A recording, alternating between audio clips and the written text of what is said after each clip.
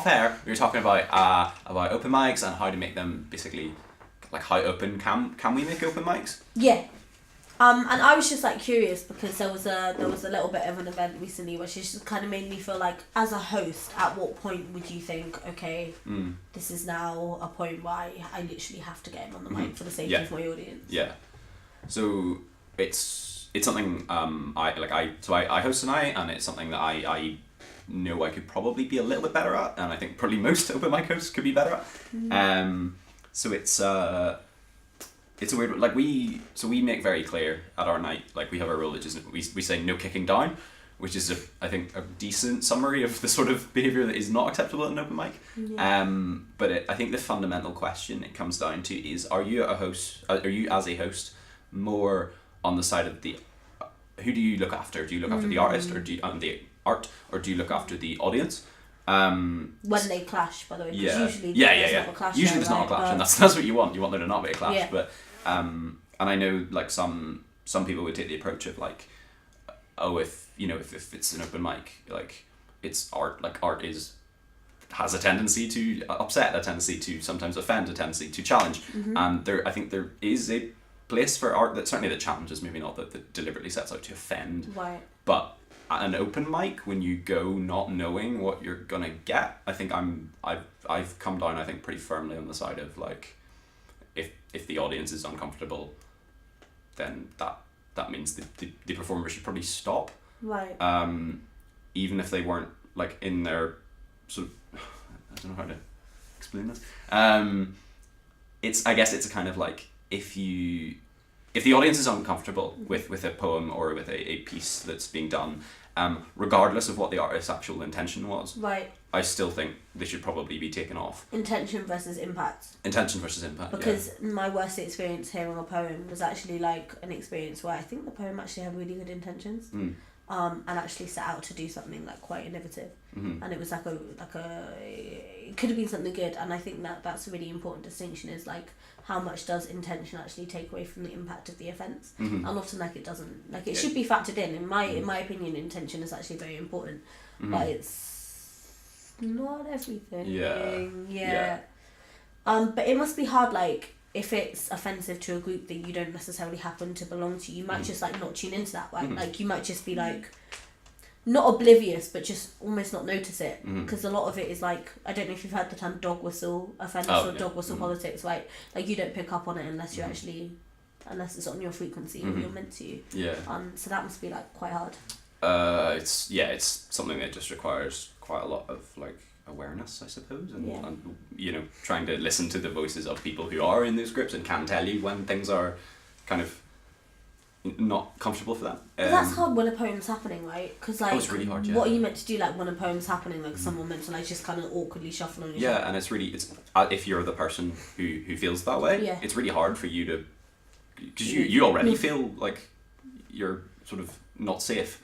You don't want to sort of expose yourself even further by getting up and saying something, I guess. And also, like, as a host, to kick someone off stage, you're almost deciding for groups that they should be offended as well, right? And so, like, if people in the audience actually hadn't picked up on it, and you as a host to go on and, like, kick someone off stage, that could in many ways cause more offence, because you're seemingly talking on behalf of groups, being like, I think this is offensive to you. I hadn't even thought of that, actually. I know, there's so many levels to it, like, because if you remove someone from the stage without actually like someone in the audience somehow during a poem letting you know that it's offensive, so to get them off the stage, and you have to make that judgment call about a group you might necessarily belong to, so that must be really hard. So I'm just like adding more stuff to like, totally, it's really valuable. Like obviously as a straight white cis male, there's like a lot of stuff that goes and shouldn't but does go right over my head. I'll listen to a poem and I'll think like, oh, it was a bit, I didn't think it was very good, but I don't think it was particularly offensive, and then someone afterwards will say like, oh, that was definitely problematic in these ways, and there'll be things I hadn't even thought of because I don't have that like lived experience of those issues. Right. But it's the responsibility is obviously on me as the host to learn where those issues lie and how those things, especially the dog whistling thing, like that's super important, because a lot of the stuff I just won't pick up on. Do you think like diversity in who is hosting nights is probably the best way to combat these issues? Almost certainly, yeah. So like having a diverse group of hosts, like hosts that belong to like different oppression groups, I guess, if you wanted to say that. Like, do you think that's probably the best way of That's tackling definitely these one issues? really good way of tackling it, yeah. I've seen a few different approaches at open mics on how to sort of deal with this kind of thing. There was one night that used to run where they had a system I thought was, I had maybe some issues, but it was really like a really good attempt, Right. which was a system where if people felt uncomfortable with the poem that was happening, they could just like sort of quietly raise their hand. Ooh. And if I think they had a rule was like if 3 people did that, then the poem would be taken off stage. And that's something I think it's quite a nice idea, but it comes back to that whole like, are people Where's gonna responsibility? where's responsibility, and also like, are people gonna be comfortable enough to even say? Because that I puts, like that as an idea though. That's I like a really it, yeah. interesting But concept. you're absolutely right. It does put the responsibility on. It removes some of the responsibility from the hosts in a way. But also, like, as much as I truly believe hosts need to take responsibility and look after the audience, also, like, who are the hosts to necessarily decide something's offensive, right? Yeah. Like, hosts are usually, like, at most, I think I've seen 4 people hosting one night. So it's like, how are 4 people meant to decide what is offensive to a much larger room? So to some extent, I think the raising of the hand might be a really, really good idea. It's a nice one, yeah. Yeah. My other concern with it is just like, does it single you out almost? If no one else raises their hand, that's kind of awkward still. But there's I had a thought and it's gone. Probably wasn't that good.